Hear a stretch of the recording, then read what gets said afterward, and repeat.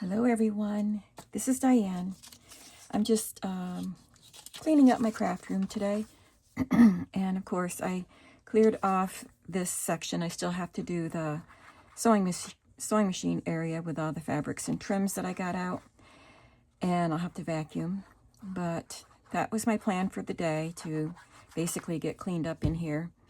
But as I clean up this section of the table, the paper crafting area, I find all these scraps that I created. So I am gluing them down, as I've done many times before, but this time I used a lot of these colored lined papers, and so I'm taking the little pieces and gluing them down, and then I can cut them up. It's just a paper that's not cardstock. I can use them for journaling spots or journaling cards or tags. I just thought it would be fun to try to create something with these papers. And I thought we would have a chat because I'm going to talk about what's next. And it might have to be a little bit of a change because I don't know what safe place I put the papers that I was going to use in the next project. I don't know what the safe place is.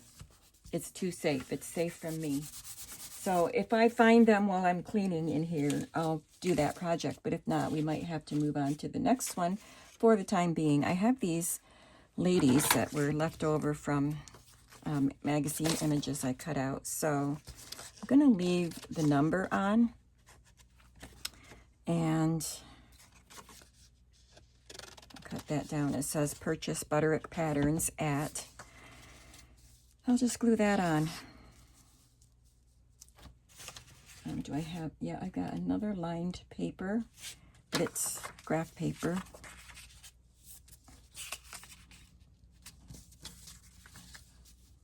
I don't know what I'll make with this, but I thought it would be fun to just do something a little bit different. I have all of these that were made previously and cut up. So I'll have to do something with them. There's another little lined piece.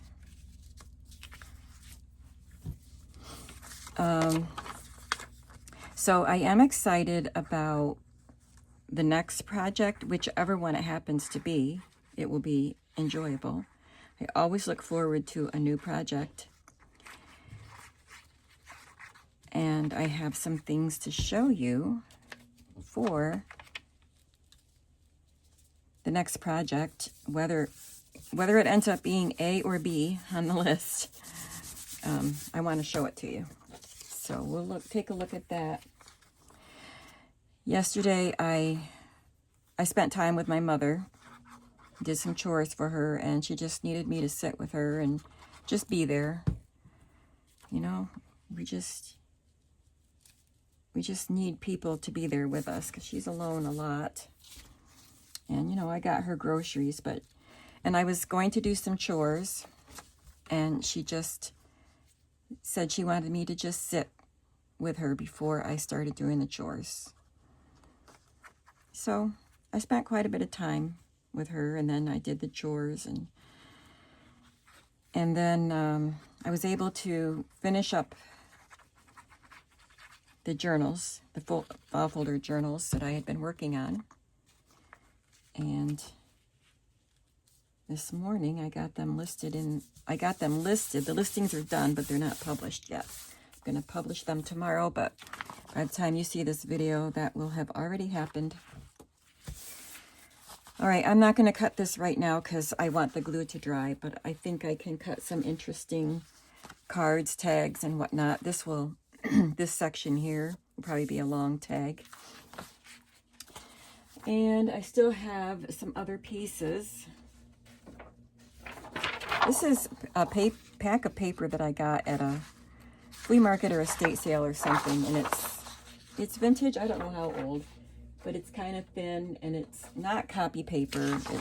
It's I don't know what it is. Some kind of art paper, but it's not real sturdy. I wonder if I should put that there to fill in that little spot. And then after I got work done here, I got ready to meet my family at a local restaurant. My husband's nephew that lives in Florida, I've talked about him before. They bought a house in Monroe, which is probably about a half hour from us here. Got ink on my hands.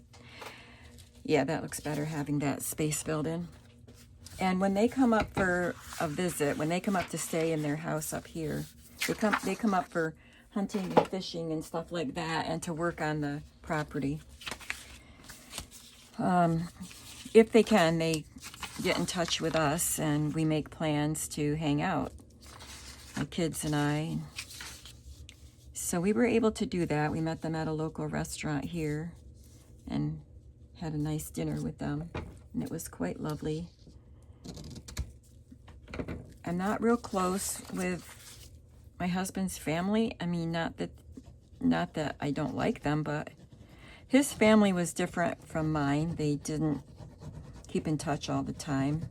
There were periods of time where we saw a lot more of them, like when our kids were younger. And I worked with his sister and his sister-in-law for years.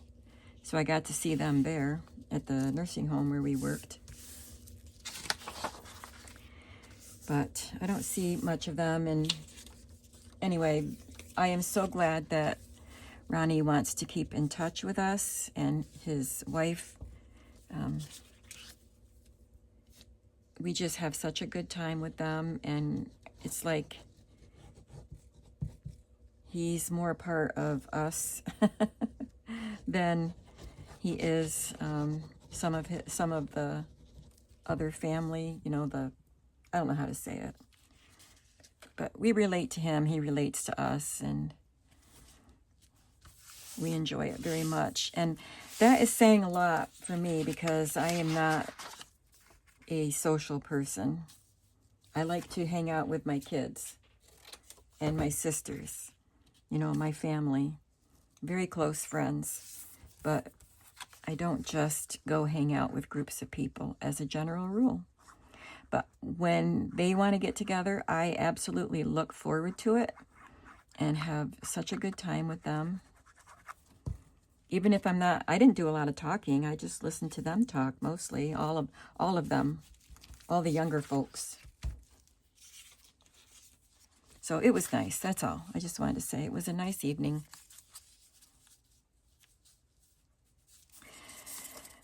And today, Teddy's going to come over and have lunch. He likes fish and pasta. He loves pasta, and he loves chicken. But he ordered a fish sandwich at the restaurant, and he said it didn't have any taste. He was disappointed.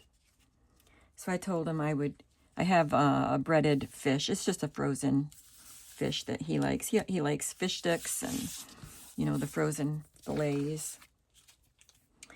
So I told him I'll make him some fish today that he can actually taste, because he loves that. I've had Van de Kamp's breaded fish and Gorton's. I like the Van de Kamp's batter dipped, but not beer batter dipped. I don't like the beer batter dipped, and it's really hard to find it. So whatever I have, I know he likes. So I'm going to just make him some fish and some, I think I have corn on the cob I can make. Nope, I gave that to my daughter. Maybe we'll go buy some corn on the cob before I make lunch. But anyway, I have him coming, so I don't have a lot of time down here at this point. But after he goes home, I will have more time down here. Hopefully get some more stuff done, cleaning-wise. I put that up there.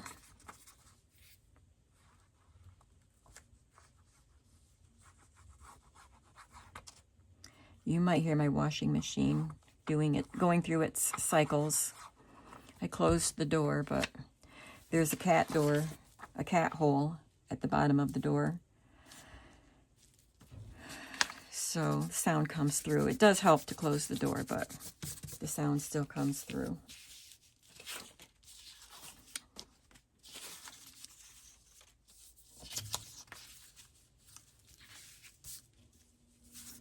want to hurry up and do this so I can share with you the next project. I know I already talked to you about it, but now I have some things to show you and to make some decisions about. But if I can find the pieces, the papers that I wanted for what was supposed to be the next project, I want to do that because it shouldn't be very long. It shouldn't take long to do it. Then I can move on.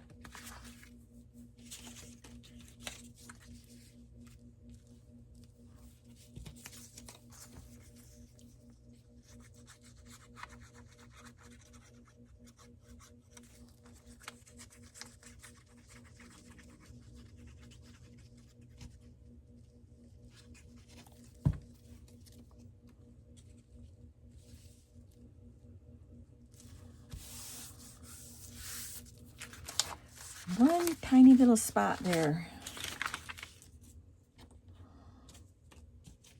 Look at that. That's cute. I think I'll just put that there.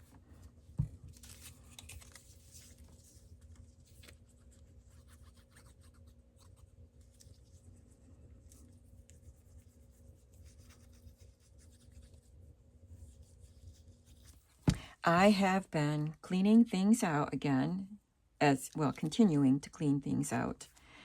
And you will be surprised, I think, at what I decided to destash and make kits with. I'm not going to tell you what it is right now, but I think you will be surprised when I get around to it. I still have other things that come first as far as listing. Okay, so I have these two ready to be cut up, and these pieces are big enough. I'm going to just put them in my scrap drawer, and I don't want to throw this one away because it's too cute. So I guess these will go. I'll get rid of these. They're kind of plain, but I can do something with the back of that. Oh, I had these little pieces too I wanted to add in. I'm just going to toss these. I'm not going to keep every little piece of paper anymore because it just gets overwhelming, and I'm giving myself some grace. So these are just little scraps from a very old reader. It just has some words. So I could just add them as an element of fun here.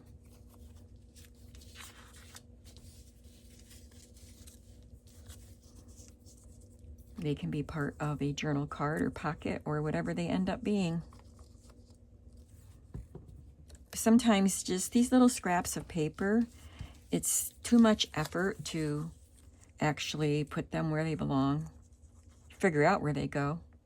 So if I can just go ahead and use them, that's a good thing. Okay. So I do like these little scraps, so I am going to save those. I have a little basket of just little scraps. So I'm done with that for today. I have these pieces that have been sitting on my desk for a while. They just keep getting moved around. They are scraps from some papers that I had painted, stenciled. It is art paper. And then these cut off pieces, and I don't want to get rid of these, so I want to stamp on them. So I think I'll do that real soon. Maybe before I start the next journal, we'll have a stamping session. Also, in cleaning up, I had pulled these die cut pieces from my stash of die cuts and thought I might use them in the journals I just finished, but I didn't.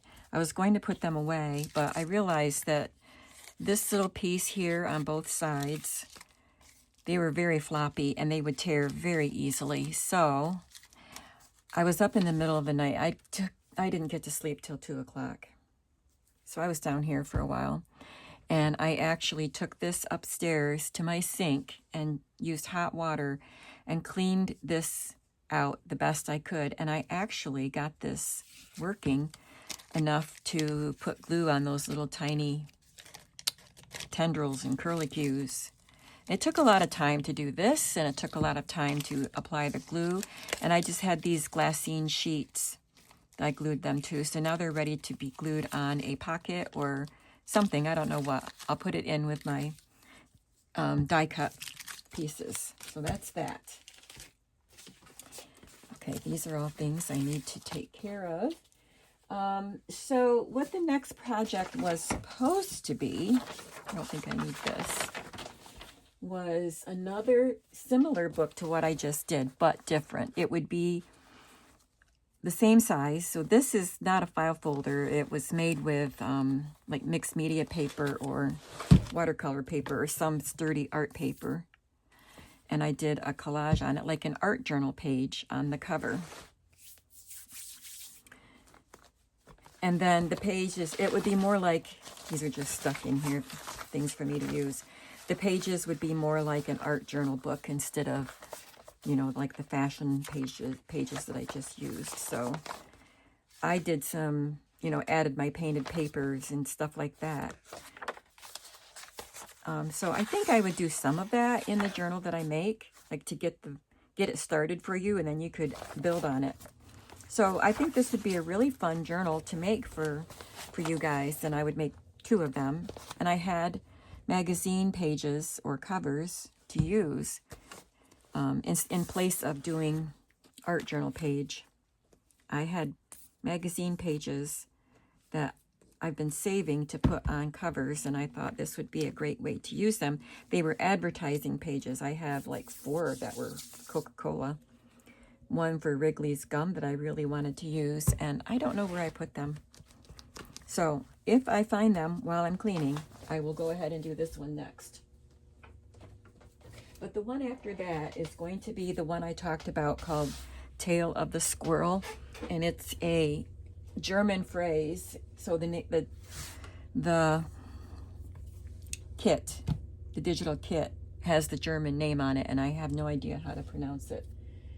And it was made by Louisa Heinzel. And this is what it is. And you may remember, it's probably been 2 or 3 years, but I made a journal, 2 journals with this kit. And I absolutely loved it because I love autumn, and I love the little critters, and I love all of the little details. So this has mushrooms, and then it also has like advertisements, newsprint, books and teacups. So I looked at all of the elements that were in the background, and I made ephemera and embellishments to kind of go along with all of the details, not just the forest things. This one was a big one for me, and it was these little doilies cut from newsprint advertisements and such. So I have a doily die, several doily dies, so I made those to add more embellishments. And I had these papers from Stampin' Up! That I could use for that to make some more.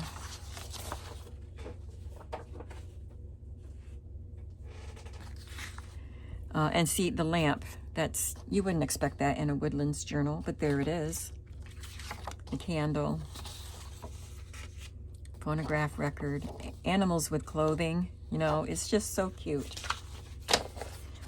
So that was really fun for me to do, and I want to like watch my video and copy. I just want to copy what I did as close as I can so I can have one of those books, and I will make another one to put in my shop. So I printed the pages twice because there's only 5 pages plus a background page. So I put the background page on 2 of the pages, and then I just did some more plain ones from another shop. They're just some shabby backgrounds that are in my digital file that I got from somebody. So there's only 5 pages and a lot of ephemera. So I only printed the pages twice and the ephemera once, except one page got printed twice by mistake, but that's okay. And I got everything cut out, and I put the little pieces, tiny ones, inside this little envelope piece. So the problem is I didn't have a cover for these. For the first ones that I made, I had these gorgeous antique marbled book covers that were just the right size. And I took some of the critters. I think I had to cut them out of some of the ephemera, like him maybe. He's a good size. So I probably printed some extras just so I could cut out some of the images and use them on the covers. And I did a collage, and I used one of those die-cut doilies that I mentioned. But I don't have any more marbled. The colors were perfect for these journals too, Woodlands colors. I don't have any more covers like that. So I was looking at what I have, and I thought this might be cute. I could put a little critter down here and some leaves or something up there, keep that there. But it is a little too short. I mean, this might just barely fit on there. So I would have to trim every page. And I could do that. I just don't know if I want to. And this is quite flexible, which is not a problem. I've done that before. And I also have this one, which I thought would be good. But this one is just a little too narrow. It fits, but as you stack the pages in and they stick out further, I think they're just too small to make me comfortable. So I ended up finding these books. Sometimes I go to the library and really cheap. I get books that are just plain, and because I need a certain size. I keep them on hand so that I have them when I need that size, whatever size it may be. So this one is too small. But all of these are about the same size, and they're not the color that I want at all. But that's a perfect size. So I can either cover them with scrapbook paper or fabrics. I have covered hardcover books with fabric before.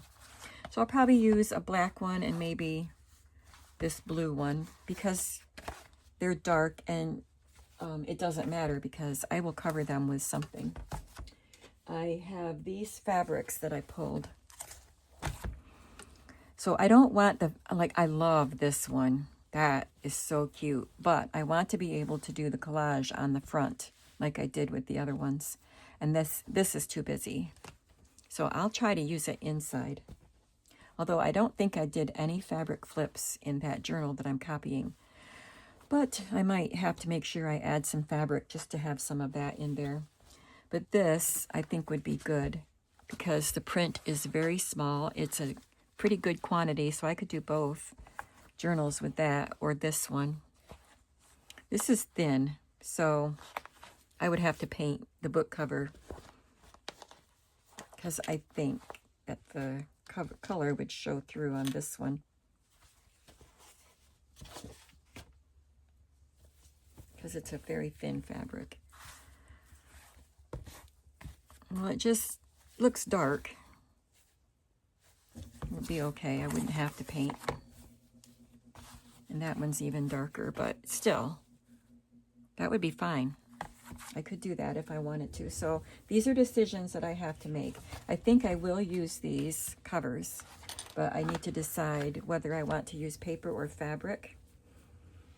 And I have a feeling I'm already leaning toward the fabric, because wrapping paper around the corners of a book, they could eventually wear down. I would have to put metal corners on, which I could absolutely do, but even the edges would just get worn and the paper might wear through. So I think I'm just going to go ahead and do the fabric on these. And I'll probably just use this brown. I don't know. I'll try. I'll look at both of them because it's nice to do two different covers. I decided to show you one more thing and tack it on to the end of this video. So I've been cutting images out of my recent book acquisitions. Got a whole bunch of Richard Scarry. And some from these books. Just beautiful, fun images that I will use in journals, making ephemera and whatnot. I'm trying to see where I laid these on top of my pile of papers here and got them mixed up.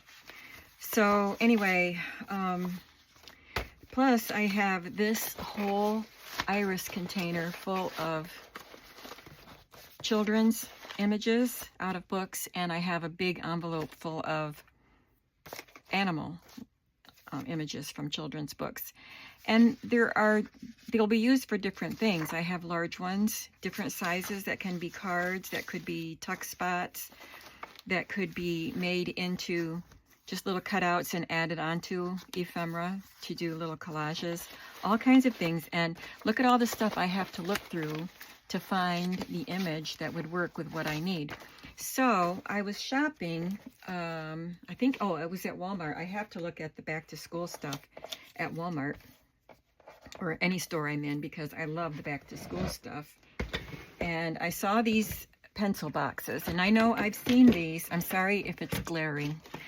I've seen these on other people's videos, and I think I first saw them maybe a couple years ago from Target. Was it Target or was it one of the dollar stores? Anyway, I saw them at Walmart and I thought they're really cool. What could I use it for? That's what I walk up and down the back to school aisles going, ooh, I like that. What can I use it for? But for these, I instantly came up with an answer, and that is to sort some of the images. Obviously, these aren't going to hold all of the images that I have, but I could put the small images that I would add to, like this, could go on to guest check, or, you know, just something I could glue this to and build on it, make a collage with it. So small images would go into one. This isn't an animal or a child, but I really like it. So I don't know, maybe I'll have one box for just objects. Let's look at what I have here. So this could be in a large one. Obviously, they can't be too big, but this could be a pocket or a journaling card. So I could put that in when I want to look for larger pieces. This could go on a tag. The shape of it would go on a tag. So that's what I think I'm going to do with these. And I want to start sorting them soon so that if I decide I need more, I can go back and get them while they still have them. So tell me what you think about that idea.